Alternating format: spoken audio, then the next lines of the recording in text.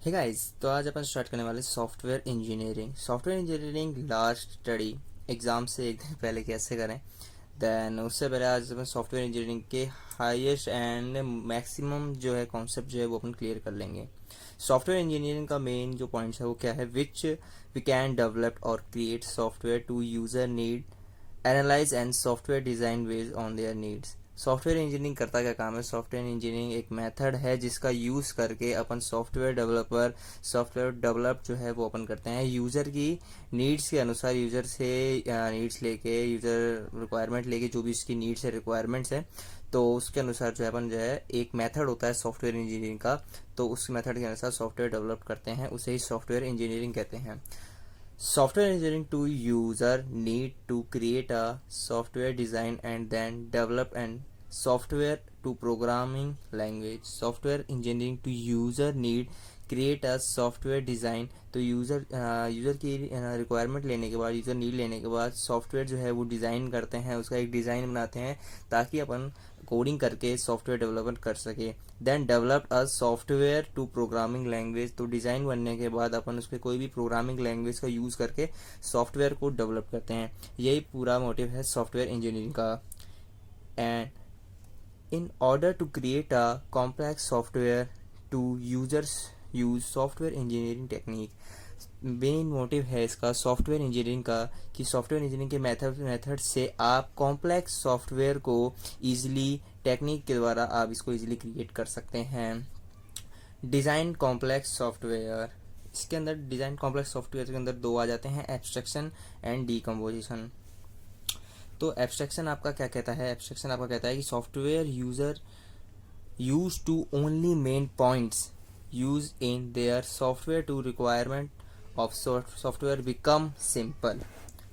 Then abstraction का आप use software के अंदर क्यों करते हैं, किस लिए करेंगे? तो सॉफ्टवेयर के अंदर आप एब्स्ट्रैक्शन का यूज़ सॉफ्टवेयर के अंदर जो आपके मेन पॉइंट्स है सिर्फ उन्हीं को अंदर आप सॉफ्टवेयर के अंदर यूज़ करें, एंड जो आपके मेन पॉइंट्स नहीं हैं, यानी कि आप कोई भी कॉम्प्लेक्स सॉफ्टवेयर बना रहे हैं तो उसके अंदर जो आपके मेन पॉइंट्स हैं केवल उन्हीं फंक्शंस को आप यूज़ करें, और जो आपके काम के नहीं हैं उन फंक्शंस को आप यूज़ ना करें, ताकि कॉम्प्लेक्स सॉफ्टवेयर के अंदर और ज़्यादा कॉम्प्लेक्सिटी ना आए। तो डीकम्पोजिशन क्या करता है? डीकम्पोजिशन करता है कि आपका जो जो बड़ा प्रोजेक्ट है, जो भी आपका कॉम्प्लेक्स एंड बड़ा प्रोजेक्ट है, उसको छोटे छोटे break down to small modules में आपको कन्वर्ट कर देता है, तो टुकड़ों में बांट देता है आपके बड़े कॉम्प्लेक्स प्रोजेक्ट को, ताकि आप जो है छोटे छोटे यूनिट्स को आप कंप्लीट करके एक बड़ा सॉफ्टवेयर जो है वो क्रिएट कर सकते हैं। पर्पस देख लेते हैं सॉफ्टवेयर इंजीनियरिंग का। तो पर्पस क्या करता है कि आपका सॉफ्टवेयर इंजीनियरिंग का मेन मोटिव क्यों है आपका यूज़ करने के लिए, आपको क्या फ़ायदे होंगे उसके लिए। टू मैनेज लार्ज सॉफ्टवेयर, तो सॉफ्टवेयर इंजीनियरिंग का यूज़ करके आप जो लार्ज सॉफ्टवेयर है उसको इजीली हैंडल कर सकते हैं। लार्ज सॉफ्टवेयर को आप इजीली आप जो है क्रिएट कर सकते हैं सॉफ्टवेयर इंजीनियरिंग के मेथड से। फॉर ग्रेटर स्केलेबिलिटी, तो स्केलेबिलिटी का यूज़ अपना हो जाता है कि वो यूज़र फ्रेंडली हो जाता है, एंड स्केल आगे जाके आपका कोई भी यूज़र जो है, आप 100 के यूज़र के अलावा 1000 यूज़र एक साथ यूज़ कर लेते हैं, तो सॉफ्टवेयर का अगर आप मेथड के अनुसार जो है आपने यूज़ करके बनाया हुआ होगा तो उससे दिक्कत नहीं आने वाली। To manage the cost, software engineering का यूज़ करते हुए आप सॉफ्टवेयर की कॉस्ट निकाल सकते हैं, एस्टिमेट पता चल जाता है कि इस प्रोजेक्ट के अंदर कितना कॉस्ट आने वाला है। सॉफ्टवेयर मेंटेनेंस ईजिली हो जाता है सॉफ्टवेयर इंजीनियरिंग का यूज़ करके। सॉफ्टवेयर का जो आप जो सॉफ्टवेयर मेंटेन करते हैं कि सॉफ्टवेयर बनाने के बाद आपने यूज़र को सॉफ्टवेयर दे दिया और उसके बाद आपको उसका मेंटेनेंस करना होता है, तो वो भी इजीली हो जाता है सॉफ्टवेयर इंजीनियरिंग में। बेटर क्वालिटी, सॉफ्टवेयर इंजीनियरिंग में बेटर क्वालिटी हो जाती है। टेस्टिंग और डिबगिंग, या आपको रिक्वायरमेंट यूज़र को प्रोजेक्ट देने से पहले जो है टेस्टिंग और डिबगिंग ये दोनों हो जाती है। और बेटर क्वालिटी इसलिए हो जाती है क्योंकि अपन को यूज़र्स को प्रोजेक्ट देने से पहले अपन प्रोजेक्ट की टेस्टिंग और डिबगिंग दोनों अपन खुद करते हैं, तो इससे क्या होता है सॉफ्टवेयर इंजीनियरिंग में बेटर क्वालिटी, इसकी सॉफ्टवेयर की बेटर क्वालिटी इसके अंदर आ जाती है। सॉफ्टवेयर इंजीनियरिंग में नेक्स्ट बात करते हैं अपन HDLC। सबसे मेन जो मेथड है इसका सॉफ्टवेयर इंजीनियरिंग है क्या, उसका जो मेथड है उसके बारे में अपन जो है बात कर लेते हैं। उसका नाम है HDLC, software development life cycle. Software को स्टार्टिंग से लेकर एंडिंग तक, मेंटेनेंस तक, पूरे उसके लाइफ साइकिल को बताना ही HDLC कहलाता है। It describes the sequence of phases of step of develop any software. Software को स्टेप बाय स्टेप फेजेस में क्रिएट करना, डेवलप करना और उसको लास्ट तक यूज़र को दे हैंडल करते हुए उसका मेंटेनेंस करना तक का काम ये होता है। सॉफ्टवेयर का लाइफ साइकिल होता है, वो HDLC करता है। HDLC के अंदर अपन इट कंटेन 3 मेन स्टेजेस जो है ये अपन देख सकते हैं। HDLC के अंदर क्या होता है, कॉन्सेप्ट स्टेज जो है यूज़र नीड डिफाइन, यूज़र की नीड्स जो है, यूज़र गैदरिंग जो है उसके जो भी नीड्स है वो अपन यहाँ पे डिफाइन करते हैं। नेक्स्ट होता है इम्प्लीमेंटेशन, इसके अंदर नीड्स के अनुसार जो भी अपन ने उसका जो डिज़ाइन क्रिएट किया हुआ होता है उसके द्वारा अपन कोडिंग्स करते हैं। फिर आता है मेंटेनेंस, मेंटेनेंस के अंदर आता है सॉफ्टवेयर मेंटेन, सॉफ्टवेयर को जैसा बताया कि यूज़र को जब लास्ट अपन सॉफ्टवेयर उसको हैंडल कर देते हैं तो उसके बाद उसको मेंटेन करने का काम जो है अपना होता है।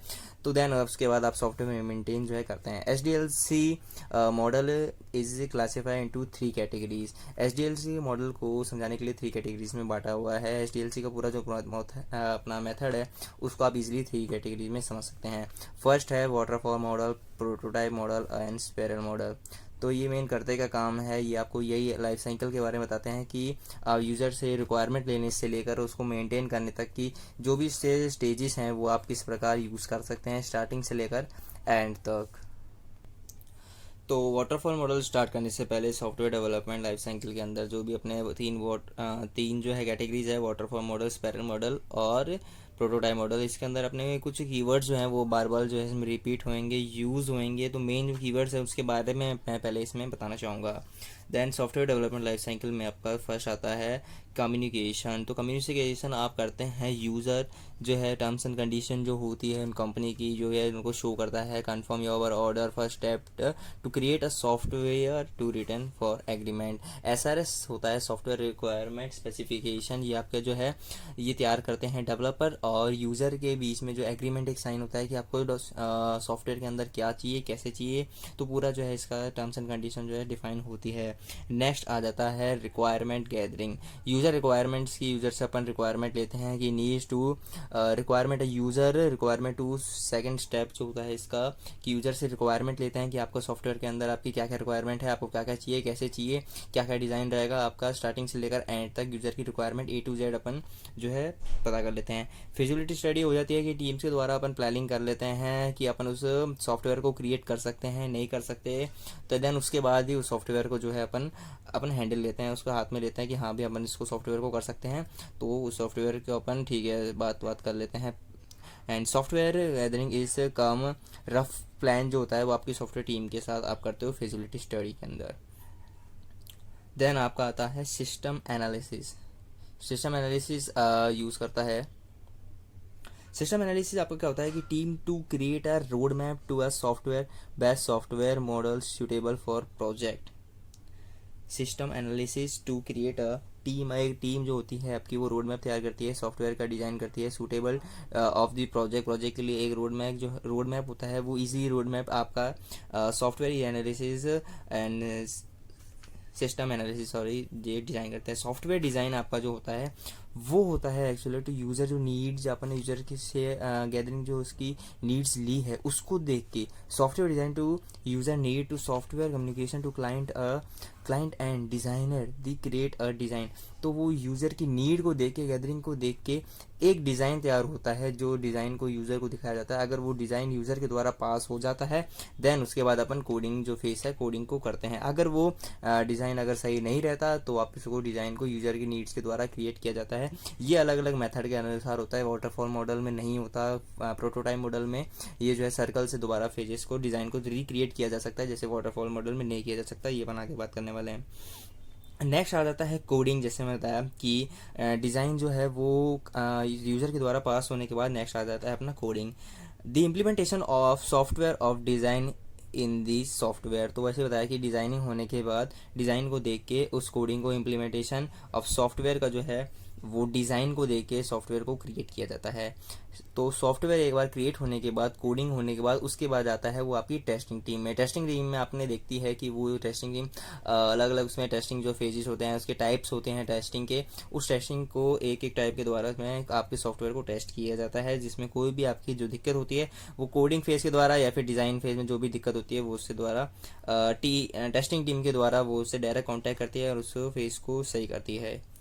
देन टेस्टिंग के अंदर आपका क्या जाता है कि in the testing team to test in the software to show the debug and error. तो बात वही होगी कि टेस्टिंग टीम आपकी क्या करती है कि कोई भी आपका डिबग एंड जो भी आपके एरर्स होते हैं, चाहे वो कोडिंग से हो रिलेटेड हो, चाहे आपके एनालिसिस हो, चाहे आपका डिज़ाइन से रिलेटेड हो, तो वो सारी की सारी आपको अगर एरर एंड डिबगिंग होती है तो वो डायरेक्ट आपको टेस्टिंग टीम द्वारा बताया चल जाता है। इंटीग्रेशन तो होता है कि integration to check the software to read to user need create a design of software and outer entities hosting. तो इंटीग्रेशन आपका जो होता है यूज़र की नीड्स द्वारा कि check the software to read to user की नीड, जो भी नीड है उसको रीड किया जाता है, और क्रिएट और डिज़ाइन जो है और जो आपका सॉफ्टवेयर बन के तैयार हुआ है उसको चेक किया जाता है। तो इन दोनों को चेक करता है एंड देन इसकी होस्टिंग करता है, ये आपका इंटीग्रेशन आ जाता है। इंटीग्रेशन आप जो है आपने सॉफ्टवेयर को होस्ट कर रहे हो, लोगों को दिखा रहे हो, जो भी यूज़र है उसको देने के लिए आपको होस्ट करना पड़ता है, तो ये आ जाता है इंटीग्रेशन में, आपको इंटीग्रेशन उसको करना पड़ता है। इम्प्लीमेंटेशन आ जाता है प्री लोकल और pre post user. Then implementation क्या आता है आपका जो आपका सॉफ्टवेयर तैयार हो गया आप उसको इम्प्लीमेंट करोगे, देन आप उसको प्री लोकल पे करोगे कि पोस्ट यूज़र पे करोगे, इसके बारे में बताया जाता है कि to install this software user machine and user testing. तो यूज़र टेस्टिंग के द्वारा जो भी पास हो जाता है अगर ये, तो उसको इम्प्लीमेंटेशन करते हैं, अगर उसका यूज़र की मशीन के अंदर उसको इंस्टॉल किया जाता है, अगर वो सॉफ्टवेयर है तो उसको प्ले स्टोर से इंस्टॉल किया जाएगा, एंड वेबसाइट है तो उसको वेबसाइट का लिंक प्रदान किया जाएगा होस्टिंग करने के बाद। लास्ट आ जाता है आपका मेंटेनेंस।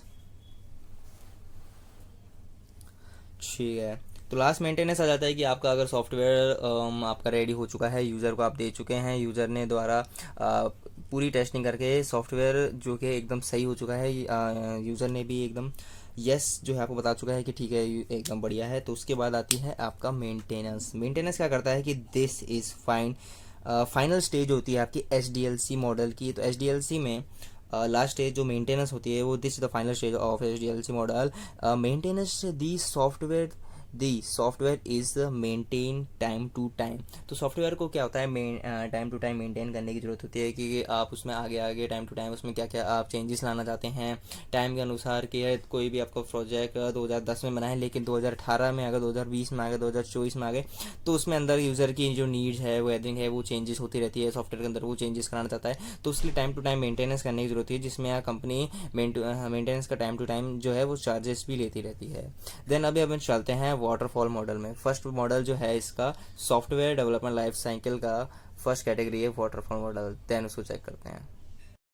फर्स्ट मॉडल के अंदर आ जाते हैं अपन वाटरफॉल मॉडल। वाटरफॉल मॉडल के अंदर जैसे कि बताया कि वाटरफॉल मॉडल, इसका वाटरफॉल नाम इसलिए दिया गया है क्योंकि वाटर जो पानी होता है जो झरने के रूप में ऊपर से नीचे जो है वो बहता रहता है, कभी भी वो है झरने के ऊपर वापस नहीं जाता, तो इसलिए वाटरफॉल का नाम भी इसलिए क्या दिया हुआ है कि आप अगर एक स्टेप को आप कंप्लीट कर लेते हैं देन उसके बाद आप नेक्स्ट फेज पे आते हैं, तो अगर नेक्स्ट फेज पे आने के बाद आप वापस अगर आप ऊपर वाले स्टेप पे जाना चाहते हैं तो आप नहीं जा सकते, आपको नीचे ही आना पड़ेगा, नेक्स्ट स्टेप में ही आना पड़ेगा, आप कभी भी अपने प्रीवियस स्टेप में नहीं आ सकते। तो इसलिए इसे वाटरफॉल मॉडल जो है वो इसे नाम दिया गया है।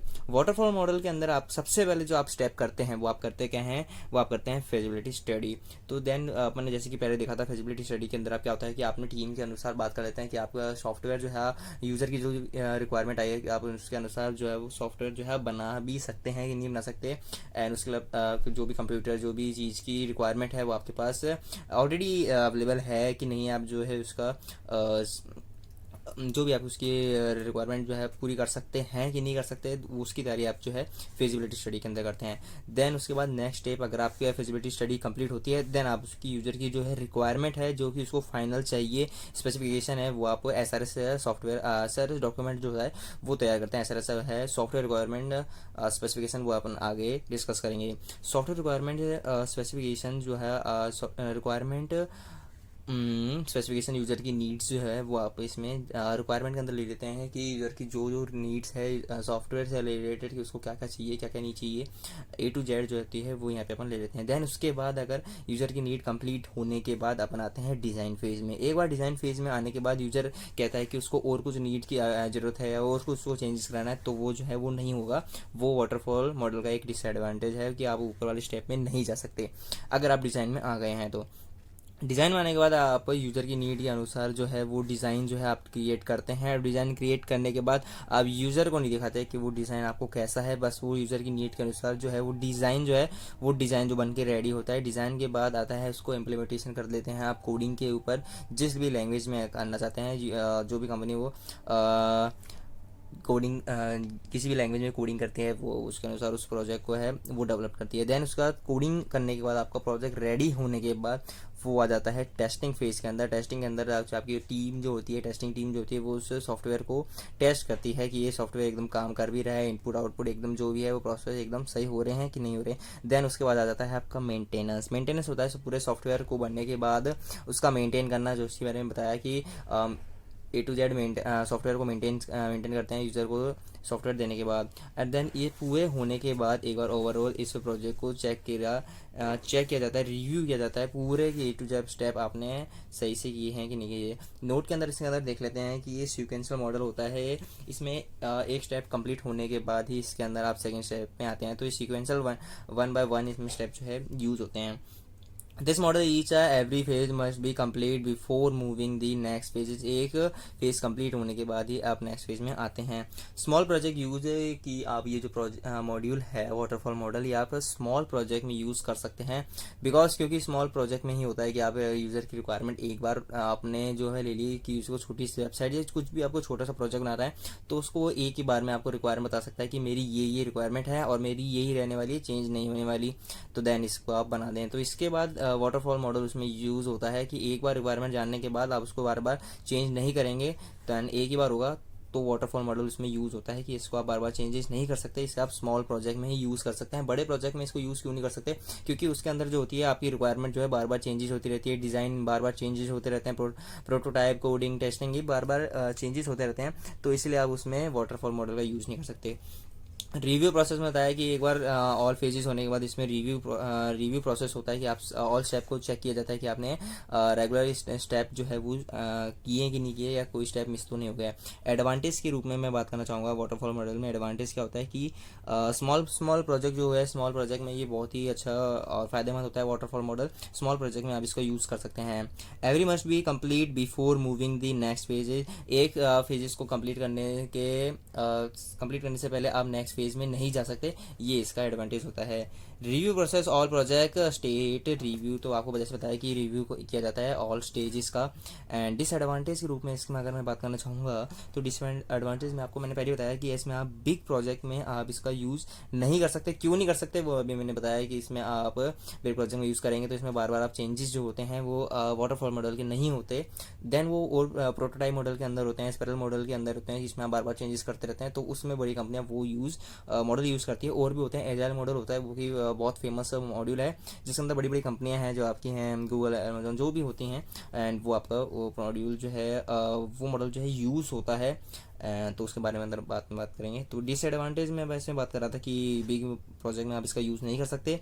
We can not move back the last phases की मैंने बताया कि आप इसमें क्या आप एक कोडिंग आने के बाद उसको बार बार डिज़ाइन के अंदर ऊपर जाने के बाद नहीं जा सकते। टेस्टिंग में होने के बाद एक बार आप वापस कोडिंग के अंदर अगर कुछ भी चेंज करना है तो आप नहीं कर सकते। आप एक बार स्टेप पूरा करने के बाद आप उसको प्रीवियस स्टेप में नहीं जा सकते। कंटेंट हाई रिस्क, इसके अंदर हाई रिस्क बना रहता है। आप इसमें छोटे प्रोजेक्ट में यूज़ कर सकते हैं लेकिन बड़े प्रोजेक्ट में आपका इसमें हाई रिस्क बना रहता है कि इसके अंदर आपको बार बार कुछ चेंजेस करने की जरूरत होती है इसका, लेकिन इसके अंदर वाटरफॉल मॉडल के अंदर आपको नहीं बना रहता। हाई रिस्क इसमें बना रहता है कि आपने कोई भी रिक्वायरमेंट है उसको प्रोटोटाइप तैयार कर लिया लेकिन वो प्रोटोटाइप यूजर को पसंद ही नहीं आया, लेकिन वो आप उसको मेंटेनेंस की जब आप उसको प्रोजेक्ट दे देंगे तब आप उसको दिखाएंगे, उसको लगे उसको प्रोजेक्ट और उसको प्रोटोटाइप तब पसंद नहीं आया तो तब इसका जो है बहुत हाई रिस्क हो जाता है। कॉस्ट हो जाती है, कॉस्ट हाई आ जाती है कि आप उसको वापस पूरा चेंज करें, डिज़ाइन करें, कोडिंग करें। And do not use the complex project, जैसे मैंने बताया कि इसको कॉम्प्लेक्स प्रोजेक्ट जो बड़े प्रोजेक्ट होते हैं उसके अंदर यूज़ में जो नहीं किया जाता है। वाटरफॉल मॉडल हो गया कि आपने पूरा घर बनाया और घर बनाने के बाद उसके बाद आप अंदर जाके देख रहे हैं कि आपने कोई किचन जो है वो गलत जगह बना दी, इसको ये जगह बनानी चाहिए थी। तो ये जो है वो आप एक पूरा तैयार होने के बाद आप चेंजेस नहीं करवा सकते, और करवाएंगे भी तो आपका बहुत हाई रिस्क और हाई कॉस्ट इसमें पड़ जाता है। तो उसकी उसी चक्कर में है कि आप उसको या तो उसका जब डिज़ाइन तैयार हो रहा है या फिर जब वो इम्प्लीमेंट हो रहा है तब उसको आप चेंजेस करवाएं, तो वो ज़्यादा बढ़िया रहता है। तो वो आ जाता है अपना नेक्स्ट मॉडल जो होता है प्रोटोटाइप मॉडल, उसके अंदर अपन बात करेंगे। तो नेक्स्ट आता है आपका प्रोटोटाइप मॉडल। जैसे कि अपने बात करी थी कि वाटरफॉल मॉडल के बाद प्रोटोटाइप मॉडल आता है। प्रोटोटाइप मॉडल में आपका क्या हो जाता है कि आप इसमें हाँ एक ही अगर आपको प्रोटोटाइप जो होता है डिज़ाइन जो होता है उसके बाद जो प्रोटोटाइप आता है, अगर वो यूज़र को पसंद नहीं आता तो वापस वो जो है वो उसे चक्कर जो है घूमता रहता है। तो इससे जो होता है प्रोटोटाइप मॉडल के अंदर एक चीज़ जो होती है वो रिस्क और प्रोटोटाइप जब तक कस्टमर को पसंद नहीं आता है वो बार बार रिव्यू और अपडेट होता रहता है। तो चालू करते हैं प्रोटोटाइप मॉडल। इसके अंदर सबसे पहले अपन करते क्या है कि वही रिक्वायरमेंट गैदरिंग करते हैं, यूजर की रिक्वायरमेंट लेते हैं, देन उसके बाद अपन रिक्वायरमेंट के अनुसार डिज़ाइन तैयार करते हैं डिज़ाइनर के द्वारा। तो डिज़ाइन तैयार करने के बाद उसका ही बिल्ड प्रोटोटाइप जो है वो अपन तैयार करते हैं डिज़ाइन को देख के। तो प्रोटोटाइप तैयार होने के बाद वो प्रोटोटाइप अपन दिखाते हैं कस्टमर को। अगर कस्टमर को अगर वो प्रोटोटाइप पसंद आता है, कस्टमर एवोल्यूशन अगर ना प्रोटोटाइप अगर वो पसंद आता है, तो उसके बाद अपन कोडिंग करेंगे, देन फिर टेस्टिंग करेंगे, उसके बाद मेंटेनेंस करके उसको दे देंगे। और अगर कस्टमर को प्रोटोटाइप पसंद नहीं आता है तो उसके बाद अपन रिव्यू और अपडेट कर देंगे कि वापस बोल देंगे कि प्रोटोटाइप हमें पसंद नहीं आया तो आप प्रोटोटाइप को दोबारा बनाओ। तो उसके बाद कस्टमर इवोल्यूशन के बाद रिव्यू और अपडेट्स के अंदर वो प्रोटोटाइप वापस बने तक जाएगा, फिर वापस डिज़ाइन तैयार होगा कस्टमर की नीड्स के द्वारा, और उसके बाद वापस प्रोटोटाइप बनेगा। और उसके बाद प्रोटोटाइप बनने के बाद वापस वो कस्टमर को दिखाया जाएगा। अगर कस्टमर को पसंद आया तो कोडिंग टेस्टिंग मेंटेनेंस, और अगर नहीं पसंद आया दोबारा भी रिव्यू, और ये चक्कर चलता रहेगा।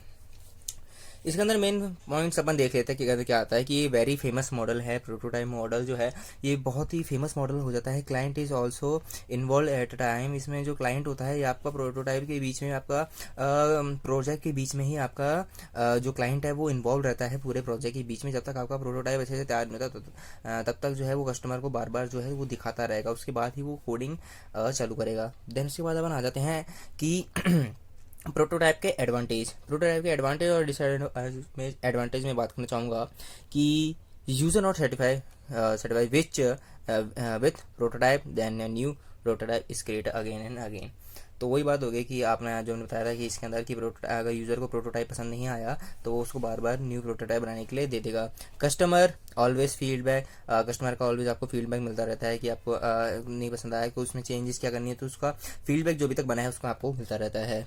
इसके अंदर आपका हो जाता है कि लेस टाइमिंग आपका टाइम कम लगता है, क्योंकि एक बार कस्टमर की अगर प्रोटोटाइप तैयार हो जाता है उसके बाद आपको सीधा कोडिंग टेस्टिंग करनी है। प्रोटोटाइप का रेडी होता है उसके बाद आपको कोडिंग टेस्टिंग करनी है, जिसमें आपको टाइम कम लगता है क्योंकि आपका प्रोटोटाइप एकदम रेडी होता है। डिसएडवांटेज के बारे में बात करना चाहूँगा कि long time to prototype create a base to user requirement change again and again. तो यूजर ऐसे रहते हैं कि अगर प्रोटोटाइप उनको पसंद ही नहीं आ रहा है तो बार बार प्रोटोटाइप बन रहा है, बार बार प्रोटोटाइप बन रहा है, तो उसी में ही जो है कोडिंग हो ही नहीं रही। कोडिंग वाले जन ऐसे बैठे हैं, टेस्टिंग ऐसे बैठे हैं, तो इसमें टाइम जो ज़्यादा होता है, कॉस्ट ज़्यादा लग जाती है। ये लॉन्ग टाइम जो है बहुत टाइम वेस्ट लग जाता है। ये आपको प्रोटोटाइप पसंद नहीं आया, आप उसको prototype he again and again बनाते जा रहे हैं। तो यह बेसिकली होता है प्रोटोटाइप मॉडल। नेक्स्ट बात करते हैं स्पाइरल मॉडल के बारे में। स्पाइरल मॉडल के अंदर क्या होता है कि इसमें आपका प्रोटोटाइप के अंदर जो रिस्क होता है और उसका वाटरफॉल मॉडल के अंदर जो रिस्क है वो प्रोटोटाइप मॉडल के अंदर कम करने की कोशिश की हुई है। तो प्रोटोटाइप मॉडल की तरह ही होता है स्पाइरल मॉडल, इसके अंदर भी गोल गोल घूमता रहता है। प्रोटोटाइप के अंदर इसके अंदर आगे अपन है कि रिस्क एनालिसिस हो जाता है कि सबसे पहले होती है प्लानिंग, होती है रिक्वायरमेंट गैदरिंग।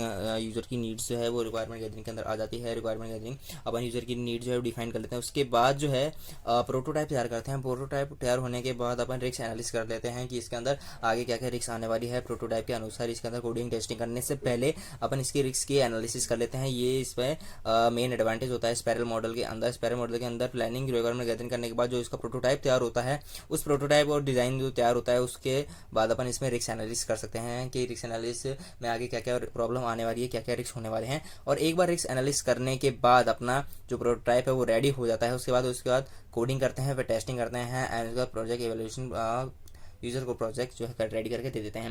इसके अंदर नोट करने के बाद करना चाहेंगे कि low risk system is the main purpose include the spiral model. Spiral model का मेन मोटिव ही ये है कि इसमें जो है रिस्क के सिस्टम को जो है कम से कम करने का इसमें जो प्रयास किया हुआ है। रिस्क एनालिसिस है जो इसके अंदर जो बीच में जोड़ दी है कि प्लानिंग करो, रिक्वायरमेंट गैदरिंग करो, प्रोटोटाइप तैयार करो और रिस्क एनालिसिस कर लो, ताकि आगे जो भी है उसमें दिक्कत आने वाली नहीं है। इसमें कोई भी एरर आते हैं तो उससे पहले ही सॉल्व कर लिया जाता है। कोडिंग, टेस्टिंग एंड उसके बाद मेंटेनेंस, प्रोजेक्ट इवैल्यूएशन।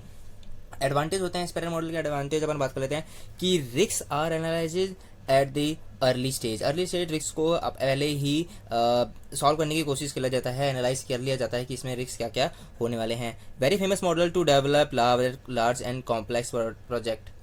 तो जैसे कि मैंने बात किया था कि जैसे अपन वाटरफॉल मॉडल को लार्ज एंड कॉम्प्लेक्स मॉडल में प्रोजेक्ट में यूज़ नहीं कर सकते, वैसे ही स्पैरल जो मॉडल है इसे आप लार्ज और कॉम्प्लेक्स मॉडल में आप प्रोजेक्ट में आप यूज़ कर सकते हैं, क्योंकि इसमें आपका रिस्क जो है पहले से ही एनालाइज हो जाता है।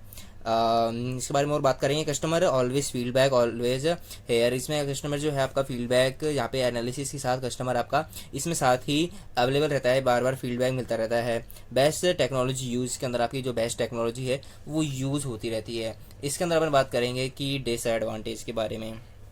डिसएडवांटेज के बारे में बात करेंगे कि कॉस्ट हाई हो जाती है, क्योंकि रिस्क एनालिसिस के लिए आपको कोई स्पेशल जो होगा वो risk management, risk team, risk analysis की ज़रूरत होगी, जो आपकी सैलरी भी खाएगा। जो जितने भी आपके अलग अदर जो है कॉस्ट लगते हैं रिस्क से संबंधित, वो आपकी कॉस्ट हाई कर देगा। तो ये इसका मेन डिसएडवांटेज है। Not use a small project, या आप इसको स्मॉल प्रोजेक्ट में यूज़ क्यों नहीं कर सकते, क्योंकि इसमें अंदर आपको हाई टीम की जरूरत होगी और जने आप इन्वॉल्व करोगे रिस्क के लिए, रिस्क वाला जना भी रखोगे, रिस्क एनालिसिस जो करता रहेगा बार बार कि इसमें क्या क्या दिक्कत आ रही है। एंड उसके बाद अगर वो आप छोटे प्रोजेक्ट में यूज़ कर लोगे तो छोटे प्रोजेक्ट में क्या होता है, पहले से वो कम कॉस्ट के होते हैं, ऊपर से आपने अगर उसमें ज़्यादा जने लगा दिए तो वो इसमें एक प्रॉफिटेबल प्रोजेक्ट जो है वो नहीं रह जाता। इसलिए स्पैरल मॉडल के अंदर जो है ये आपको छोटे प्रोजेक्ट के रूप में यूज़ नहीं कर सकते, ये हमेशा कॉम्प्लेक्स और बड़े बिग प्रोजेक्ट के रूप में स्पैरल मॉडल का यूज़ होता है। तो नेक्स्ट अपन हम बात करते हैं दी फेमस मॉडल है अजाइल मॉडल के बारे में। अजाइल मॉडल का यूज़ आपका जो होता है वो मूव क्विकली, और इसमें आपका वेरी लार्ज प्रोजेक्ट के रूप में जो आपके बहुत बड़ी जो कंपनियां होती है, बहुत बड़ी कंपनियां, उसमें आपका जो है वेरी लार्ज प्रोजेक्ट के रूप में अजाइल मॉडल का यूज़ किया जाता है। ये बहुत ही फेमस मॉडल है एंड बहुत सी कंपनियां अजाइल मॉडल का यूज़ करते हैं। मेन इसका मोटिव क्या है अजाइल मॉडल का यूज़ करने का, कि आपके पास बहुत बड़ा प्रोजेक्ट है, बहुत ही बड़ा, तो उसको आप करेंगे क्या, उसको आप छोटे छोटे मॉड्यूल में और छोटे छोटे यूनिट्स में आप उसको ब्रेक डाउन करेंगे, बहुत छोटे छोटे प्रोजेक्ट स्मॉल यूनिट में आप उसको तोड़ेंगे। दैन उसके बाद आप उसको जो मेन है उसके सबसे मेन जो यूनिट्स है उसकी लेवल के हिसाब से, तो आप उसको सबसे पहले आप उसको यूज़र की वो है रिक्वायरमेंट गैदरिंग करेंगे, इसका टेस्टिंग करेंगे, डिज़ाइन करेंगे एंड कोडिंग करके टेस्टिंग करके मार्केट में लॉन्च कर देंगे। एंड उसके बाद जो फीडबैक आता है कि उससे रिलेटेड उसके अंदर क्या कमियां हैं, क्या कुछ है, क्या चेंजेस करना है, तो उसके बाद आपका जो नेक्स्ट यूनिट है, नेक्स्ट जो मॉड्यूल है उसके अंदर आप उसको कोडिंग इम्प्लीमेंटेशन करेंगे और उसके बाद उसकी रिक्वायरमेंट टेस्टिंग करने के बाद और सेकंड फेज़ को भी आप मार्केट में लॉन्च कर देंगे। तो बड़ी कंपनियां जैसी करती हैं कि आप उसका एक बार उसमें लॉन्च हो गया, अगर कोई भी आपका प्रोडक्ट है, सॉफ्टवेयर है, वो एक बार लॉन्च हो गया, उस लॉन्च होने के बाद बार बार उसके अंदर जो है अपडेट आते रहते हैं, या उसमें कोई नई फीचर जो है वो ऐड होते रहते हैं। उसके अंदर क्या होता है, यूज़र से रिक्वायरमेंट आने के बाद यूज़र की न्यू फीडबैक आ गई, उसकी फीडबैक के अनुसार जो नेक्स्ट जो अपडेट होता है वो उसके अंदर जो है हेल्प मिल जाती है। तो ये इसमें बताया है कि लार्ज प्रोजेक्ट जो होते हैं इसके अंदर को स्मॉल टास्क के रूप में इसको जो है बांटा हुआ होता है। रिक्वायरमेंट डिज़ाइन, कोडिंग, टेस्टिंग, ये सब के अंदर ये लार्ज प्रोजेक्ट के अंदर जो छोटे छोटे टास्क है उसके अंदर समाया जाता है। कंप्लीट टास्क अगर कोई भी एक अगर लार्ज प्रोजेक्ट के बाद इसमें ये सारी चीज़ें आ जाती हैं, requirement, design, coding and testing. Complete task में बात करना चाहूँगा कि कंप्लीट टास्क कोई भी आपने इसमें 4-5 मॉडल जितने भी आपने छोटे छोटे यूनिट में डिवाइड करना था कर दिया। अब उसके बाद आपकी एक यूनिट जो होगी कंप्लीट हो चुकी है। कंप्लीट होने के बाद आप उसको करोगे क्या कि उसे एक यूनिट को आप जो कर दोगे मार्केट में रिलीज़ कर दोगे। तो रिलीज़ करने के बाद क्या होगा कि यूज़र के द्वारा जो आपको फीडबैक मिलेगा, get feedback, then change the next task है। अगर कोई फीडबैक मिलता है, फीडबैक करने के बाद आपको अगर कोई नेक्स्ट स्टेप में कोई नेक्स्ट फेज में अगर आपको उसको चेंजेस करना है तो आप उसको इजीली चेंजेस कर सकते हो। उसके बाद जो आपका है जो नेक्स्ट जो है वो फेजेस है वो आपका लॉन्च होएगा। तो रिलीज ये जो है कि एक एक करके जो है आप उसको एक यूनिट को है जो है आप उसको रिलीज़ करते जाओगे। तो मेन एजाइल मॉडल का यही मोटिव है। तो एजाइल मॉडल के अंदर बात करेंगे कि release one by one task release होते हैं, वन बाय वन करके जो टास्क है वो रिलीज़ होते हैं, मेन हो जाता है, सॉफ्टवेयर रिलीज़ होता है, उसके बाद उसमें कई सारे अपडेट आते रहते हैं। Then user feedback, than changes are next task, user feedback के अनुसार जो नेक्स्ट टास्क है वो उसके अंदर चेंजेस हो जाता है। इसका कुछ एडवांटेज डिसएडवांटेज के अंदर बात करना चाहेंगे कि एडवांटेज होता है कि एक face to face client meeting होती है कि अगर आपने कोई भी प्रोजेक्ट आपने सॉफ्टवेयर आपने जो है लॉन्च कर दिया, उसके बाद आप कस्टमर का यूज़र का feedback face to face client meeting होती है, वो अवेलेबल हमेशा रहती है। चेंज फास्ट, इसके अंदर आपको ज़्यादा टाइम नहीं लगता। आपको कोई भी चेंजेस है यूज़र की, अगर कोई चेंजेस हो गया, रिक्वायरमेंट होगी, तो आपको उसके लिए ऐसा नहीं है कि आपको मंथली काफ़ी टाइम इंतजार करना पड़ेगा, वो नेक्स्ट अपडेट के अंदर ही आपको चेंजेस को देखने को मिल जाएगा। लो टाइम इसलिए रहता है कि यूज़र की रिक्वायरमेंट सर कि फिक्स होता है कि आपको छोटे छोटे यूनिट्स के अंदर आपने बांट लिया प्रोजेक्ट को, और उसके बाद छोटे छोटे यूनिट को जैसे आपको बना उसको इम्प्लीमेंटेशन करके उसको डायरेक्ट टेस्टिंग करके और उसको मार्केट में निकालना का है। तो उसको बड़ा प्रोजेक्ट एक साथ ना निकालते इस समय छोटे छोटे जो मॉड्यूल में आप उसको टाइप्स में बांटते हो उसमें, और उसको एक एक करके जब आप उसको रिलीज़ करते हो तो लो टाइम इसमें लग जाता है। डिसएडवांटेज इसके अंदर मेन क्या होते हैं कि लेस डॉक्यूमेंटेशन, इसके अंदर कोई भी कहीं भी पूरे मॉडल के अंदर डॉक्यूमेंटेशन की बात नहीं हुई है कि यूज़र की रिक्वायरमेंट के बाद उसका एक स्पेसिफिक कोई भी डॉक्यूमेंटेशन रेडी होगा। Less design, less other documentation की कोई भी डॉक्यूमेंटेशन से रिलेटेड कोई भी बात इसमें नहीं हुई है। मेंटेनेंस प्रॉब्लम इसमें क्या है कि all major project with document के अंदर कोई भी मेंटेनेंस की बात जो है वो इसके अंदर नहीं है। मेंटेनेंस की प्रॉब्लम इसमें हमेशा आती रहती है क्योंकि इसमें छोटे छोटे मॉडल जब आप इसमें निकालोगे उसके बाद उसमें मेंटेनेंस की जगह आप उसको नेक्स्ट फेज में लग जाओगे, या आप उसको मेंटेन करने का जो है इसमें राइट डॉक्यूमेंटेशन जो है नहीं दिया रखा। और डॉक्यूमेंटेशन में लेस डॉक्यूमेंटेशन, इसमें कोई भी रिक्वायरमेंट स्पेसिफिक नहीं है कि इसके अंदर यही है, इसके अंदर लेस डॉक्यूमेंटेशन से बात की हुई है। तो नेक्स्ट अपन देखेंगे वी मॉडल। देन आ जाता है वी मॉडल। वी मॉडल भी अपने जो है इसके अंदर फेमस है क्योंकि वी मॉडल के अंदर क्या करता है कि एक फेज कंप्लीट होने के बाद देन उसकी टेस्टिंग हो जाती है, तो जिससे होती है आगे आपके टेस्टिंग की जो है प्रॉब्लम नहीं आती है। इसके अंदर एरर्स और डिबगिंग की जो है प्रॉब्लम है वो कम फेस करने को मिलती है क्योंकि एक फेज कंप्लीट होने के बाद आपको उसकी टेस्टिंग देखने को मिल जाती है। तो वी मॉडल एक्चुअली होता क्या है कि इसके अंदर आपको रिक्वायरमेंट गैदरिंग हुई, रिक्वायरमेंट गैदरिंग के बाद इसके अंदर आपकी रिक्वायरमेंट की टेस्टिंग हो चुकी है। तो इसमें एक स्टेप फेज कंप्लीट करने के बाद इसमें एक फेज की टेस्टिंग जो है हैंड टू हैंड हो जाती है। सिस्टम एनालिसिस करने के बाद सिस्टम टेस्टिंग हो चुकी है। सॉफ्टवेयर डिज़ाइन होने के बाद जैसे ही वो डिज़ाइन हो जाता है तो सॉफ्टवेयर डिज़ाइनिंग की जो है वो टेस्टिंग हो गई है। मॉडल डिज़ाइन होने के बाद यूनिट टेस्टिंग हो गई है। मॉडल डिज़ाइन होने के बाद इम्प्लीमेंटेशन कोडिंग होने के बाद देन उसके बाद वो तो उसकी टेस्टिंग और मेंटेनेंस जो है वो तो होएगा। तो इसके मेन मोटिव वी मॉडल का है क्या कि इसके अंदर एक फेजेस कंप्लीट होने के बाद एक जो भी है एक टाइप बोल रहे हैं, एक फेज बोल रहे हैं, एक कोई भी पर्टिकुलर यूनिट बोल रहे हैं कि एक ख़त्म होने के बाद उसकी हैंड टू हैंड जो है यूनिट की टेस्टिंग होती है, उसके बाद ही इसमें नेक्स्ट फेज पे ये वो है जंप करता है। तो उसके बाद वो है कि एक फेज कंप्लीट होने के बाद एक फेज की टेस्टिंग हो जाती है। ये मेन है वी मॉडल का टाइप। तो इसके अंदर वी मॉडल के अंदर अपन कुछ बातें हैं जो हैं वो देख लेते हैं कि एवरी स्टेज जो है टेस्टिंग इसके अंदर लिखी हुई है। बिल्कुल बात सही है कि एवरी स्टेज इसमें जो है वो टेस्टिंग अपन को देखने को मिल जाती है।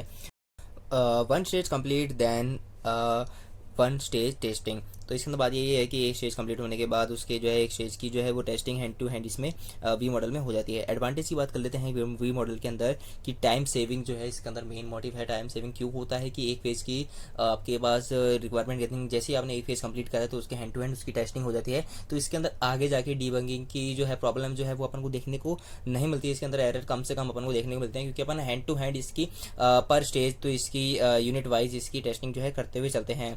गुड अंडरस्टैंडिंग टू प्रोजेक्ट, इसके अंदर अपन को प्रोजेक्ट से रिलेटेड अंडरस्टैंडिंग जो है बहुत ही अच्छी बनी रहती है क्योंकि एक आप हर फेजेस के अंदर आप जब आप उसकी टेस्टिंग कर रहे हैं इसका मतलब आप उसके बारे में आपको फुल नॉलेज है, उसके बारे में आपने फुल पता कर रखा है कि इसका मेन मोटिव क्या है, इस प्रोजेक्ट का क्या ये करना चाहता है, क्या इसके एडवांटेज, क्या इसकी एडवांटेज है।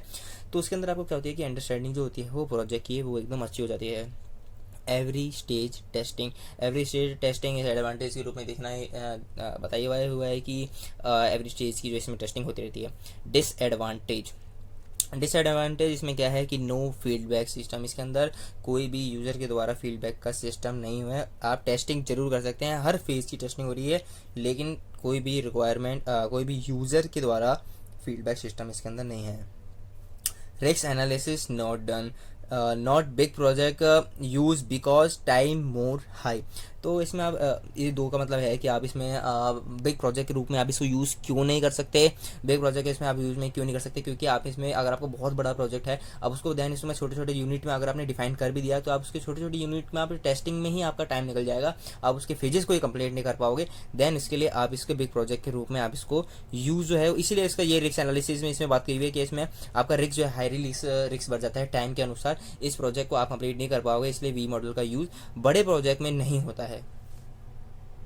तो नेक्स्ट मॉडल आता है, अपने पास आता है big bag model. Big bag model इसका आप यूज़, इसके अंदर फीचर के डायरे के अंदर मैं बात करना चाहूँगा कि बिग बैग मॉडल का यूज़ बेसिकली वो लोग करते हैं जिनके पास टाइम जो है, टाइम की कमी नहीं होती है ना, एफर्ट्स की कमी नहीं होती, कितने भी जने उनको यूज़ करने के लिए लगाने पड़े, कितनी भी कॉस्ट उनको प्रोजेक्ट के लिए यूज़ करना पड़े, कितना भी टाइम में उनको यूज़ करना पड़े वो दे सकते हैं, कितने भी रिसोर्स उनको अगर इस प्रोजेक्ट में लगाने पड़े वो सब उनके पास टोटल अवेलेबल होते हैं। बेसिकली ये no time limit, no effort limit, no resource limit जिनके पास होते हैं वो ये बिग बैंग मॉडल का यूज़ करते हैं। बिग मॉडल यूज़ इसलिए करते हैं कि वो डायरेक्ट इम्प्लीमेंटेशन करते हैं, यूज़र का नो रिक्वायरमेंट गैदरिंग करते हैं, स्पेसिफिक प्लानिंग उनकी नहीं होती है, वो डायरेक्ट ही चाहते हैं कि इम्प्लीमेंटेशन करो और मार्केट में लॉन्च करो, रिलीज़ करो जल्दी से जल्दी, और प्रोजेक्ट बनने पे इसमें ज़्यादा ध्यान लगाते हैं।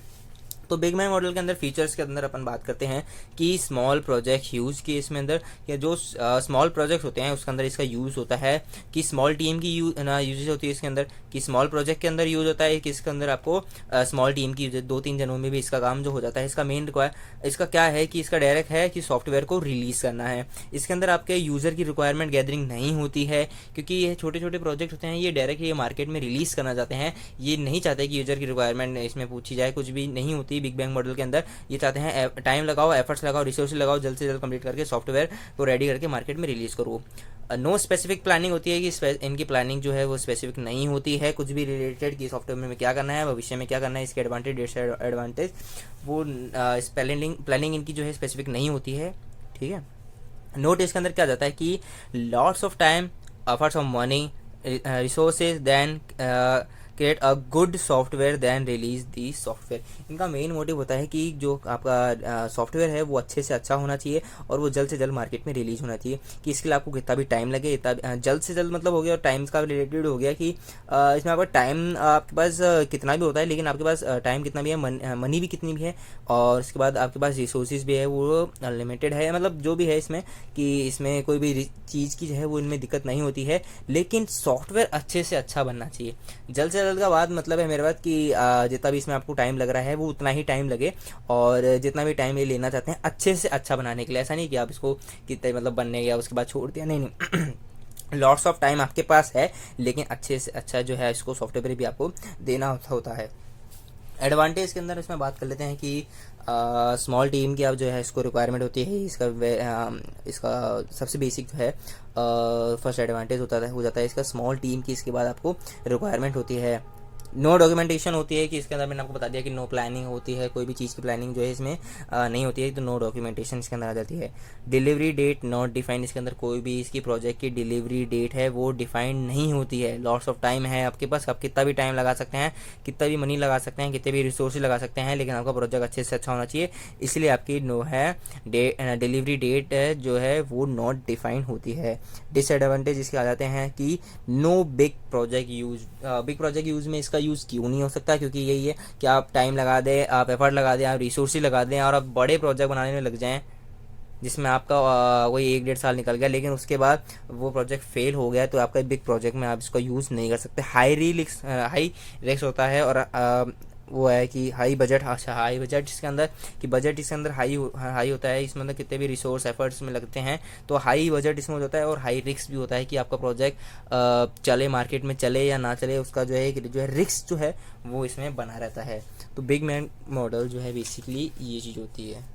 अब बात कर लेते हैं अपन मॉडल कंप्लीट होने के बाद अपन बात कर लेते हैं SRS, सॉफ्टवेयर रिक्वायरमेंट स्पेसिफिकेशन। जैसे कि मैंने आपको बताया था कि इसके अंदर एग्रीमेंट साइन होता है, जो कि आपको बताया कि बाद में बात करेंगे, कि जिसमें बताया था कि सॉफ्टवेयर यूज़ बनाने से पहले जो क्लाइंट और डेवलपर के बीच में जो एग्रीमेंट साइन होता है, सॉफ्टवेयर रिक्वायरमेंट स्पेसिफिकेशन, जिसके अंदर बताना होता है कि यूज़र अपनी सारी डिटेल बताता है कि उसको सॉफ्टवेयर के अंदर क्या क्या चाहिए, क्या क्या नहीं चाहिए, क्या क्या उसके एडवांटेज रहेंगे, क्या क्या वो सॉफ्टवेयर बनाना चाहता है, कैसे उसकी पूरी रिक्वायरमेंट गैदरिंग रहेगी, वो सारी डिटेल जो है वो सॉफ्टवेयर रिक्वायरमेंट स्पेसिफिकेशन एक पेज में रूप में लिखी जाती है, जिसमें दोनों के साइन होते हैं, जिसके अंदर वो आपका पूरा जो है वो डॉक्यूमेंटेशन होता है, एग्रीमेंट होता है सॉफ्टवेयर यूज़र और क्लाइंट के बीच में, ठीक है। उसके बाद अपन बात कर लेते हैं यूज़र और क्लाइंट मतलब डेवलपर और क्लाइंट के बीच में। तो इसके अंदर बात कर लेते हैं कि it describe what will be the feature of software, it is the detail description of software system to be developed with its functional और नॉन फंक्शनल। इसके अंदर जो भी फंक्शनल और नॉन फंक्शनल जो बातें हैं सॉफ्टवेयर सिस्टम से टू बी रिलेटेड, डेवलप करने से related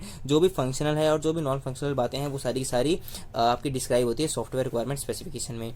this SRS contain all of necessary requirements required of the project development, जो प्रोजेक्ट बनाने से रिलेटेड आपकी जो भी रिक्वायर्ड जो है आपकी रिक्वायरमेंट्स है वो नेसेसरी ऑल नेसेसरी रिक्वायरमेंट्स जो है वो आपकी एसआरएस डॉक्यूमेंट में सेव रहती है। User need software detail right S R S document, user की ऑल जो डिटेल्स है वो आप रिटर्न करते हैं, डेवलपर जो है वो रिटर्न करता है एस आर एस डॉक्यूमेंट के अंदर। S R S document is actually and agreement between the client end developer. तो एस आर एस जो डॉक्यूमेंट है तो वो एग्रीमेंट होता है बिटवीन क्लाइंट और डेवलपर के बीच में। करेक्टरिस्टिक ऑफ एसआरएस की डॉक्यूमेंटेशन की बात कर लेते हैं अपन। एसआरएस के करेक्टरिस्टिक के अंदर क्या क्या आ जाते हैं, वो आ जाते हैं आपका कंप्लीट आ जाता है कि एसआरएस के अंदर आपका जो है एसआरएस कंप्लीट होना चाहिए, कि उसके अंदर आपकी ऑल रिक्वायरमेंट जो है यूजर से रिलेटेड जो भी रिक्वायरमेंट है वो आपकी कंप्लीट होनी चाहिए, लिखी भी होनी चाहिए, कोई भी अधूरी नहीं होनी चाहिए कि बात के अंदर आपका यूजर कहते हैं कि इसके अंदर ये चीज़ भी रह गई, तो ये नहीं, आपकी सारी डिटेल जो है वो एसआरएस डॉक्यूमेंट के अंदर ऑलरेडी डिफाइन होनी चाहिए। मॉडिफाई होना चाहिए कि एसआरएस आपको बाद में कभी भी आपको मॉडिफाई करने की जरूरत पड़ जाए क्रिएट करने के बाद, तो SRS document must be created such a manner the it's should be modifiable. तो इसके अंदर आप जो होता है कि एसआरएस डॉक्यूमेंटेशन वो मॉडिफाई भी होना चाहिए कि आप उसको बाद में मॉडिफाई करें तो आप वो मॉडिफाई भी हो जाता है। टेस्टेबल होना चाहिए कि each module to be SRS must be testable है, कि ये टेस्टेबल है कि एसआरएस होता है वो आपका सॉफ्टवेयर डेवलपर की टीम तरह टेस्टेबल भी होना चाहिए। करेक्ट होना चाहिए, इसके अंदर भी बात करना चाहूँगा कि the SRS document requirement should be 100% correct, 100% बात है 100% correct, so we can easily implement the in software. तो आपका जो है वो सॉफ्टवेयर जो एसआरएस है वो आपका 100% करेक्ट होना चाहिए, क्योंकि इसके अंदर जो भी रिक्वायरमेंट जो भी बातें करिए वो 100% करेक्ट होनी चाहिए, जिससे होता है कि सॉफ्टवेयर को इम्प्लीमेंट करने में ईजिली जो है ईजिली वो मतलब ईजिली सहायता मिलती है कि सॉफ्टवेयर को ईजी इम्प्लीमेंटेशन किया जाता है अगर एसआरएस आपका 100% करेक्ट है। तो नेक्स्ट आ जाता है वेरीफाई। तो एसआरएस जो है वेरीफाई होना चाहिए इन द टेस्टर की टीम द्वारा सपोर्ट ऑफ एसआरएस की एसआरएस वेरीफाई आपका होना चाहिए, ताकि बाद में आपको जब टेस्टर की टीम जो चेक करेगी वो एसआरएस को देख के ही आपका जो है प्रोजेक्ट जो है वो टेस्ट करेगी, इसलिए आपका एसआरएस जो है वो भी वेरीफाई होना चाहिए। नेक्स्ट अपन बात करेंगे डेटा फ्लो डायग्राम। नेक्स्ट आ जाता है आपका DFD data flow diagram. Data flow diagram actually होता क्या है कि एसआरएस को देख के ही डेटा फ्लो डायग्राम इसमें जो है बनाया जाता है। डेटा फ्लो डायग्राम होता है आपका एल्गोरिदम जैसा टाइप होता है कि इसके अंदर आपको बताया हुआ होता है कि आपको by using DFD we can easily understand to overall functionality to system because the diagram representation the incoming data flow and then outgoing data flow. इसके अंदर आपको DFD को देख के आपको पूरे जो है वो प्रोजेक्ट का जो है आपको फंक्शनैलिटी जो इसके अंदर क्या क्या होने वाली है ना, क्या क्या इसके अंदर जो फीचर है वो आपको देख के वो जो है वो समझ में आ जाता है। ये यहाँ एसआरएस को देख के ही इसके अंदर जो है बनाया जाता है, ठीक है। तो DFD के अंदर कुछ सिंबल्स का यूज होता है इसका कोई भी एल्गोरिदम या फिर कोई भी फ्लो चार्ट कुछ भी बनाने के लिए।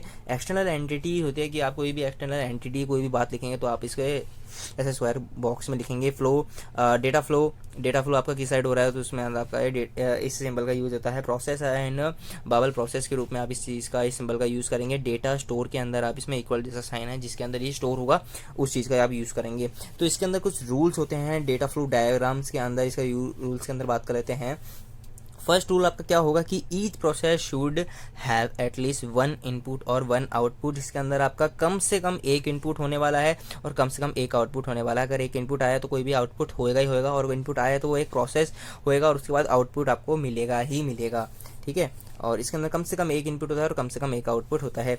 नेक्स्ट राउंड बात कर लेते हैं कि each data flow should have at least 1 data flow and one data flow out. इसके अंदर स्टोर करने के लिए कम से कम एक डेटा फ्लो इन होगा और उसको बार बार आपको चेक करने के लिए या फिर कहीं भी शो करने के लिए रीड करने के लिए एक डेटा फ्लो आउट भी आपके पास होगा। अगर आपने डेटा स्टोर करा है तो कहीं से डेटा फ्लो आ रहा होगा तभी आपने कहीं स्टोर किया है, और देखने के लिए भी आपको जो है इस सिंबल का यूज़ करना होगा अगर आप उसको डेटा को आउट करना चाहते हैं, अगर आप उसको शो करना चाहते हैं। तो all process in DFD go to each either another process to data store. Data इसका मतलब क्या है कि अगर आपको कोई भी एक इनपुट आया है तो प्रोसेस होगा और उसके बाद या तो वो डेटा किसी स्टोर होगा, डेटा में किसी स्टोर होने जाएगा, या फिर वो जाएगा नेक्स्ट प्रोसेस के अंदर। अगर आपको कोई भी इनपुट हुआ है तो वो फर्स्ट प्रोसेस होगा और प्रोसेस होने के बाद या तो हो सकता है वो कि अगली किसी प्रोसेस में हुए कि भाई नेस्टेड इफ, जैसा आपका होता है कि आप कोई भी इफ कंडीशन के अंदर आते हो तो या तो आपकी इफ कंडीशन ट्रू होगी और या तो फिर आपकी नेस्टेड इफ के अंदर की इफ के अंदर कंडीशन होने के बाद भी कंडीशन होगी। तो या तो वैसा कुछ स्टेटमेंट है इसके अंदर, इफ़ इनपुट आपका प्रोसेस होने के बाद या तो वो दूसरे प्रोसेस में जाएगा या फिर वो डेटा स्टोर के अंदर जाएगा। अब बात कर लेते हैं level of DFD, level of data flow diagram. तो इसके अंदर कुछ लेवल हो जाते हैं, 0 और 1 लेवल जो है वो DFD में डिफाइन होते हैं। दो प्रकार के लेवल जो होते हैं, तो 0 लेवल के बात कर लेते हैं कि 0 लेवल के अंदर क्या होगा कि आपका एक ही प्रोसेस होगा और उसके अंदर आपकी एंटिटी जो है उसके बाद इनपुट जो है वो आपको मिलेंगे और एक ही प्रोसेस आके आपको एक ही आउटपुट मिलेगा, चाहे एंटिटीज कितने भी हों लेकिन आपको प्रोसेस एक ही होगा और आउटपुट भी आपको एक ही मिलेगा। तो ये इसमें डिफाइन हुआ है 0th लेवल DFD में कि it's only on process and one two more entities की 1 to more एंटिटीज़ हो सकते हैं लेकिन ओनली 1 आपकी जो है प्रोसेस होगी और 1 ही आपको जो है उसको देख के आउटपुट मिलेगा। तो ये आपका है 0th level DFD। 1 level DFD के अंदर आ जाता है ये डेटा फ्लो डायग्राम के अंदर। Data flow diagram process go to another process to data store then show to output कि वही बताया कि एंटिटीज़ के अंदर या तो वो मतलब एक प्रोसेस होगा, प्रोसेस होने के बाद या तो वो दूसरे प्रोसेस के अंदर जाएगा नहीं तो वो डेटा स्टोर के अंदर जाएगा। तो वही बात इसमें फर्स्ट लेवल DFD के अंदर बात हुई हुई है, ठीक है। तो नेक्स्ट आ जाता है अपना function point to declare a size of function we will be right choose of software value. तो ये आपका जो है फंक्शन पॉइंट जो है इसका साइज डिफाइन करने के अंदर आपको फंक्शन पॉइंट के अंदर इसमें यूज़ किया जाता है कि फंक्शन पॉइंट देखिए फंक्शन पॉइंट के अंदर आता है ILF ये होता है इंटरनल लॉजिकल जो आपकी फाइल होती है। इसके अंदर या तो यूज़र आपकी क्वेरी लेगा, इनपुट लेगा, आउटपुट इसे यूज़र जो है वो इसके अंदर इंटरनल लॉजिकल फाइल्स के अंदर कोई भी इनपुट देगा और आपको ये फाइल जो है वो आपको आउटपुट देगी। फंक्शनल पॉइंट्स है declare a size of function then we will right choose of software value. तो ये करता क्या है फंक्शन पॉइंट के अंदर आपको ये साइज बताता है फंक्शंस की, ताकि उसके आप साइज को देख के आप उसकी सॉफ्टवेयर की वैल्यू जो है वो आप उसको ईजिली आप उसको निकाल सकते हैं। फंक्शन पॉइंट इसका रूप में होता है। नेक्स्ट अपन बात करेंगे LOC के बारे में।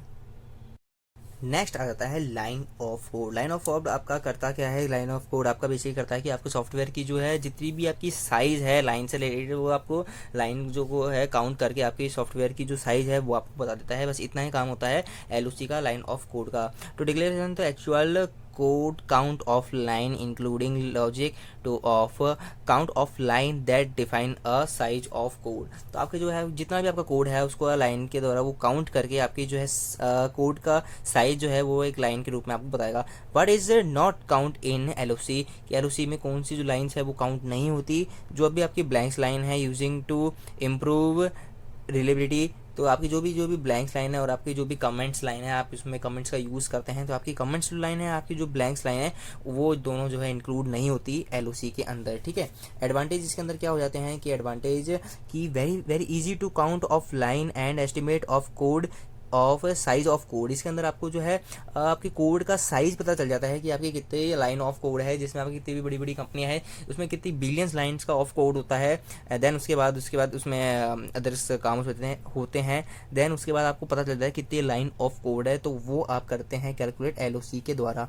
इसके अंदर डिसएडवांटेज क्या होता है कि लैंग्वेज डिपेंड इसके अंदर होती है कि लैंग्वेज डिपेंड इसके अंदर क्या होती है, किस लिए होती है कि जैसे कोई भी आप प्रोग्राम बना रहे हैं 2+2 का वो आप बना रहे हैं जावास्क्रिप्ट में, तो वो आप एक लाइन में बना सकते हैं। और वही प्रोग्राम आप बना रहे हैं C लैंग्वेज में तो आप वही प्रोग्राम आपको 3 से 4 लाइन का बन जाता है। कोई भी कॉम्प्लेक्स कोई भी छोटे से छोटा अगर कोड भी है तो वो भी आपका लैंग्वेज डिपेंड कर देता है कि कोई लैंग्वेज आपका एक लाइन में कर रही है और कोई काम वही काम जो है वो लैंग्वेज आपका 3 से 4 लाइन में कर रही है, तो उसके अंदर फ़र्क पड़ जाता है कि एक लैंग्वेज के अंदर एक लाइन ऑफ कोड जोड़ा जाएगा और एक लाइन लैंग्वेज के अंदर 2 से 3 लाइन का कोड जो है वो जोड़ा जाएगा। तो ये इसमें डिसएडवांटेज हो जाता है। डिसएडवांटेज इसमें क्या हुआ कि जैसे कि दोनों काम एक ही कर रहे हैं, लेकिन वो है कि ये ज़्यादा लाइन दिखने से ऐसा हो रहा है कि इसके पास लाइन ऑफ कोड ज़्यादा है, तो क्या पता इसका सॉफ्टवेयर की ज़्यादा अच्छा बना हुआ है कि इसके पास ज़्यादा बड़ा कोड लिखा हुआ है और इसमें कम कोड लिखा हुआ है, तो ऐसे इसमें जो है डिसएडवांटेज हो उसमें ऐसे मतलब हो जाते हैं, मतलब आ जाते हैं। लैंग्वेज डिपेंडेंट, तो लैंग्वेज डिपेंड होती है some project but other language small line of program. कोई बात इसके अंदर लिखी हुई है कि कोई भी लैंग्वेज के अंदर कोई भी स्मॉल लाइन के अंदर लिखा हुआ है कोई भी, बट अदर लाइन्स किसी के अंदर स्मॉल लाइन किसी के अंदर है ना ज़्यादा लाइन के ऊपर भी लिखा हुआ हो जाता है। कॉस्ट एस्टिमेशन क्या होता है कि estimation cost of the complete the project manager control project budget. ठीक है, तो कॉस्ट एस्टिमेशन आपका क्या होता है, आपका प्रोजेक्ट की कॉस्ट निकालने के लिए डिफाइन किया जाता है। कॉस्ट एस्टिमेशन ये आपका प्रोजेक्ट मैनेजर जो है वो डिफाइन करता है कि आपके प्रोजेक्ट की क्या जो है वो कॉस्ट होने वाली है, कितने उसके अंदर रिसोर्सेज लगने वाले हैं, कितने जो है उसमें यूज़र की रिक्वायरमेंट की आवश्यकता होगी, कितने जो है आपके जने आप उसके अंदर प्रोजेक्ट के अंदर काम करेंगे। ठीक है, जी, किताब को फैसिलिटी चाहिए, किताब को वेंडर चाहिए, किताब को उसमें रस के अंदर कितने जने आपको उसके अंदर प्रोजेक्ट के रूप में इस्तेमाल होंगे, ये आपका प्रोजेक्ट मैनेजर जो है वो डिफाइन करता है। नेक्स्ट आ जाता है आपका कोको मॉडल। कोको मॉडल भी यही काम करता है कि आपका जो है आपकी जो है प्रोजेक्ट है उसकी आपको कॉस्ट डिफाइन करता है कि आपका इसमें अंदर कितने भी कॉस्ट लगने वाली है, किताब का इसमें एक आने वाला है which is use to estimate of cost of the project it developed by 1981 के अंदर 1981 के अंदर इसमें कोको मॉडल की इसमें शुरुआत हुई थी। आपका डिफाइन क्या करता है कि आपका प्रोजेक्ट के अंदर आपकी कितनी भी जो है वो कॉस्ट आने वाली है ये आपके एस्टिमेट करके कोकोमो मॉडल आपको बताता है कि using the model we can estimate the time month and number of people need to develop and project की आपको प्रोजेक्ट करने के लिए आपको कितना टाइम लगने वाला है, कितने पीपल की आपको रिक्वायर होने वाली है उस प्रोजेक्ट को बनाने के लिए, तो आपको डिफाइन करता है Kokomo model. Basic COCOMO model के अंदर क्या होता है कि दी बेसिक कोकोमो मॉडल की approximate estimate of the project parameters. It means it predict the effort cost of project। Cost of project के अंदर आपका बेसिक जो कोकोमो मॉडल होता है वो आपका कॉस्ट डिफाइन करता है कि आपको प्रोजेक्ट के अंदर कितनी जो है वो कॉस्ट आने वाली है। ठीक है, इंटरमीडिएट कोकोमो क्या करता है कि ये extension of the basic COCOMO good estimate इसके अंदर अच्छा बताता है, बेसिक से ये अच्छा आपको प्रिडिक्ट करके बता देता है कि आपकी जो वैल्यू है वो कॉस्ट की प्रोजेक्ट की वैल्यू जो आपकी क्या क्या आने वाली है। कंप्लीट कोकोमो मॉडल क्या होता है कि कंप्लीट जो आपका कोकोमो मॉडल होता है वो दी complete Kokomo model is the extension of intermediate COCOMO. इसके अंदर आपके जो कंप्लीट कोकोमो मॉडल होता है वो प्लानिंग, रिक्वायरमेंट, सिस्टम डिज़ाइन और मॉड्यूल कॉस्ट और टेस्टिंग इस तीनों को देख के और उसके बाद आपकी जो है प्रोजेक्ट की जो आपकी कॉस्ट है वो एस्टिमेट करके बताता है। प्लानिंग को देख के, उसकी रिक्वायरमेंट को देख के, सिस्टम डिज़ाइन को देख के और मॉड्यूल और उसको टेस्ट करने के बाद ही आपको कोकोमो मॉडल आपको पूरे सॉफ्टवेयर की जो है कॉस्ट है और टाइम है वो आपको देख के बताता है। All condition are estimate then predict the cost of value of the project. तो मेन कोकोमो मॉडल का यही मोटिव है कि आपको प्रिडिक्ट करके बताना, एस्टिमेट करके बताना कि आपके प्रोजेक्ट के अंदर आपका कितने आपकी कॉस्ट आने वाली है, कितने आपकी नंबर ऑफ यूज़र जो है आपको इसमें लगने वाले हैं आपको कॉस्ट बनाने के लिए। ठीक है, तो ये बेसिक मॉडल होता है कोकोमो मॉडल। नेक्स्ट आता है प्रोजेक्ट शेड्यूलिंग। प्रोजेक्ट शेड्यूलिंग आपका होता क्या है, project scheduling is responsible active of project manager. ये प्रोजेक्ट मैनेजर होता है, प्रोजेक्ट मैनेजर के द्वारा ही बताया हुआ होता है कि प्रोजेक्ट के अंदर कितना आपका कॉस्ट लगने वाला है। ये बताने वाला एक प्रोजेक्ट मैनेजर ही होता है जो डिफाइन करता है, चाहे वो यूज़ करे कोकोमो मॉडल क्या है, चाहे वो यूज़ करे DFD मॉडल, चाहे कोई भी मॉडल यूज़ करे, line of code model use करे, वो प्रोजेक्ट मैनेजर ही आपको बताएगा कि इसके अंदर project manager separate total work into different small task, कि प्रोजेक्ट मैनेजर ही आपके जो टोटल वर्क है उसको डिफाइन करेगा, छोटे छोटे मॉड्यूल में छोटे छोटे ब्रेक डाउन करेगा वो आपके छोटे छोटे प्रोजेक्ट को। Project manager decide project estimate time resources requirement and complete activities, की प्रोजेक्ट मैनेजर ही जो है आपका प्रोसेस शेड्यूलिंग प्रोजेक्ट शेड्यूलिंग का करता है। प्रोजेक्ट शेड्यूलिंग के अंदर प्रोजेक्ट मैनेजर होता है, वही आपको बताता है कि इस प्रोजेक्ट के अंदर कितनी कॉस्ट लगने वाली है, कितने आपको जने लगने वाले हैं, कितने रिसोर्सेज लगने वाला है इस प्रोजेक्ट को कंप्लीट करने के लिए, और कितना टाइम लगेगा आपको इस प्रोजेक्ट, और कितनी रिक्वायरमेंट होगी, कितना रिसोर्सेज की रिक्वायरमेंट होगी, ये चीज़ आपको बताता है प्रोजेक्ट मैनेजर जो होता है वो आपको बताता है। तो ये चीज़ आ जाती है प्रोजेक्ट शेड्यूलिंग के अंदर, कि इसमें शेड्यूल होता है पूरा कि प्रोजेक्ट जो है वो किस प्रकार से शेड्यूल आपको बनाया हुआ है, प्रोजेक्ट मैनेजर के द्वारा वो शेड्यूल बनाया जाता है। नेक्स्ट अंदर आ जाता है कि software quality assurance. Software quality assurance के अंदर क्या आ जाता है कि सॉफ्टवेयर आपका अगर इसका मेथड का आप यूज़ करते हैं कि सॉफ्टवेयर आपका कितना क्वालिटी है, अगर आप इसका मेथड का आपने यूज़ करा हुआ है तो बेसिकली आपका सॉफ्टवेयर जो है वो बहुत ही अच्छी उसकी जो है सॉफ्टवेयर की क्वालिटी होने वाली है। The software quality assurance for checking the quality of software we are making is quality और नॉट, कि सॉफ्टवेयर क्वालिटी एश्योरेंस ही आपका डिफाइन करता है कि सॉफ्टवेयर के अंदर क्वालिटी है कि क्वालिटी नहीं है, क्वालिटी मेकिंग है। अगर आपने इसका मेथड यूज़ किया है तो डेफिनेटली उसके अंदर क्वालिटी होगी। तो SQA सॉफ्टवेयर क्वालिटी एश्योरेंस आपका is not check at any particular phases, it check all projects. Software quality जो है आपका वो एक एक पर्टिकुलर फेजेस को, एक एक छोटे छोटे यूनिट को चेक नहीं करता, या फिर पूरे ऑल प्रोजेक्ट को चेक करके बताता है कि वो क्वालिटी लायक है कि नहीं है। Generally the quality of the software is verified by the third party organisation is like ICO international standard organisation to ensure that the software most content quality और नॉट।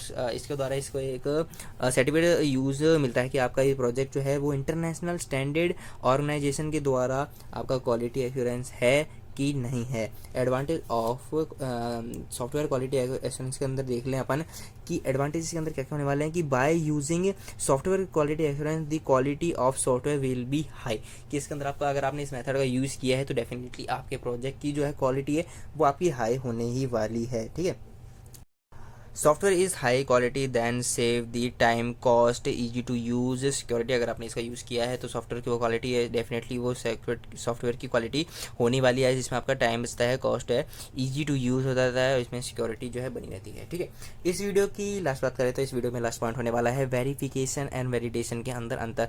वेरिफिकेशन और वैलिडेशन के अंदर मैं आपको बेसिकली आपको मोटा मोटा बताऊँ तो वेरिफिकेशन आपका पर जो एक जो आपका ऑल प्रोजेक्ट होता है, बड़ा प्रोजेक्ट होता है, जिसके अंदर आपने छोटे छोटे यूनिट के अंदर आपने पूरे प्रोजेक्ट को डिफाइन किया हुआ है, छोटे छोटे यूनिट के अंदर आपने बांटा है, तो उन छोटे छोटे यूनिट की टेस्टिंग करता है आपका वेरिफिकेशन। छोटे छोटे यूनिट की टेस्टिंग कर करके आपको बताता है कि वो प्रोजेक्ट आपका चल रहा है, सही चल रहा है, नहीं चल रहा है। आपने कोई भी छोटे छोटे प्रोजेक्ट आपने पहला टास्क कंप्लीट करा, देन उसके आपने इसके टेस्टिंग कर ली, फर्स्ट टास्क, फिर सेकंड टास्क कंप्लीट किया, फिर उसने आपके टेस्टिंग कर ली। तो छोटे छोटे जो है यूनिट की टेस्टिंग करता है आपका वेरिफिकेशन। और वैलिडेशन आपका करते क्या है कि वैलिडेशन आपका पूरे प्रोजेक्ट की जो है वो आपकी टेस्टिंग करता है। वैलिडेशन आता है पूरे प्रोजेक्ट की टेस्टिंग करता है, छोटे छोटे यूनिट की टेस्टिंग नहीं करता। ये बेसिकली डिफरेंस होता है वेरिफिकेशन और वैलिडेशन के अंदर, कि वेरिफिकेशन छोटे छोटे यूनिट की टेस्टिंग करता है प्रोजेक्ट के अंदर, और वैलिडेशन होता है आपके पूरे प्रोजेक्ट की टेस्टिंग करता है। Every stage testing verification, every stage की जो बताया कि छोटे छोटे यूनिट की टेस्टिंग करता है वेरिफिकेशन, और वैलिडेशन आपका last stage complete project then testing is the validation. तो वैलिडेशन आपका पूरे लास्ट जो आपका कंप्लीट होने के बाद प्रोजेक्ट, उसके बाद लास्ट उसकी टेस्टिंग करता है वैलिडेशन। और टेस्ट बाय डेवलपर, कि आपके छोटे छोटे यूनिट्स आप में डिफाइन हो रखा है, तो छोटे छोटे यूनिट की जो आपकी टेस्टिंग होती है वो आपका डेवलपर ही टेस्ट करता है, क्योंकि उसी ने उसको इम्प्लीमेंट किया है तो वो उसको सबसे अच्छे से जानता है। तो वेरिफिकेशन के अंदर आपको जो छोटे छोटे यूनिट की टेस्टिंग होती है वो डेवलपर भी करता है। इसके अंदर डन बाय टेस्टर, इसके अंदर एक स्पेशल टेस्टर होता है कि उसको सिर्फ इनपुट और आउटपुट से मतलब है कि आपका सॉफ्टवेयर चल रहा है, कैसे चल रहा है उसको मतलब नहीं है। उसको पता है कि मैंने जो भी इनपुट दिया है तो मेरे को उसका आउटपुट मिलना चाहिए आपको। वो पूरे प्रोजेक्ट की जो है वो चेकिंग करता है कि प्रोजेक्ट A to Z सही काम कर रहा है, नहीं कर रहा है, इनपुट दे रहे हैं, आउटपुट मिल रहा है, नहीं मिल रहा है, ये सही बात करता है। तो इसके अंदर बात कर लेते हैं कि यूनिट टेस्टिंग होती है फेस बाय फेस। इसके अंदर यूनिट एक यूनिट की टेस्टिंग होती है, और इसके अंदर लास्ट सिस्टम टेस्टिंग होती है, पूरे सिस्टम की जो है उसके अंदर टेस्टिंग होती है। Test by review, test by code run. Test by review के अंदर इसके अंदर आ जाता है वैलिडेशन के अंदर। इसके अंदर कि आपको कोड डेवलपर के द्वारा इसमें एक एक टेस्ट की जो है वो उसमें रिव्यू एक एक टेस्ट हो जाता है। इसके अंदर आपको कोड रन करके ही चेक होता है कि आपका पूरा प्रोजेक्ट हो रहा है, कि आपका रन कैसा हो रहा है, वो सही हो रहा है नहीं हो रहा। तो मेन ये डिफरेंस आ जाता है वेरिफिकेशन और वैलिडेशन के अंदर। Thank you.